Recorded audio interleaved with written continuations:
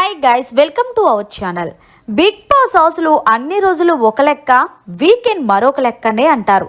ఈ కిందలో భాగంగానే వీకెండ్ వచ్చిన హోస్ట్ నాగార్జున గారు సంజనాని ఆకాశానికి ఎత్తేశారనే చెప్పాలి. ముందుగా సంజన నీ ఆటకి నా సలాం అంటూ చెప్పడంతో హౌస్లో ఉన్న కంటెస్టెంట్స్తో పాటు సంజన కూడా ఒక్కసారిగా షాక్ అయ్యి థ్యాంక్ యూ సార్ అంది.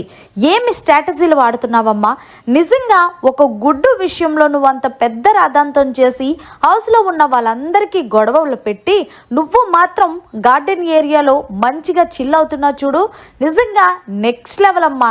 ఏదేమైనా నీ స్ట్రాటజీ సూపర్ అని చెప్పడానికే థ్యాంక్ యూ సార్ అని చెప్పింది.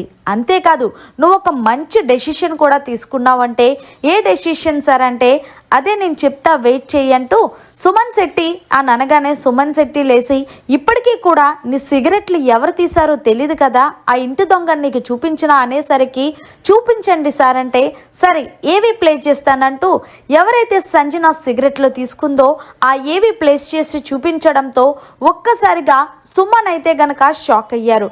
మేడం మిమ్మల్ని నేను ఎంతగా అడిగానండి సిగరెట్లు ఇవ్వచ్చు కదా అంటే సంజన మరి ఏంటనుకుంటున్నావు అంటూ నాగార్జున గారు చెప్పడంతో సరే సుమన్ నీకు ఇంకొక వీడియో కూడా వేసి చూపిస్తానంటూ తను కెమెరా దగ్గరికి వచ్చి బిగ్ బాస్ తను ఎక్కువ సిగరెట్లు కాలుస్తున్నారు, సిగరెట్లు ఎక్కువ కాల్చడం ఆరోగ్యానికి హానికరం కాబట్టి నేను అందుకే సిగరెట్లు దాచానన్న వీడియో క్లిప్ వేసి చూపించడంతో చూసావా హౌస్ మేట్స్ పట్ల ఆమె ఎంత శ్రద్ధ వహించిందో ఇక్కడ ఎవరికీ లేకుండా పోయింది. కానీ సంజన గారికి ఒక్కరికే నువ్వు ఎక్కువ సిగరెట్లు కాలుస్తున్నావు అని అనిపించి ఆమె నీ విషయంలో స్టాండ్ తీసుకొని ఆ సిగరెట్లు దాచిపెట్టింది అంటే థ్యాంక్ యూ మేడం అంటూ సుమన్ చెప్పుకొచ్చారు. మొత్తానికి సంజన బిగ్ బాస్ 9లోనే మొదటి కెప్టెన్ అయ్యావు, అది కూడా ఒక ఆడపిల్ల.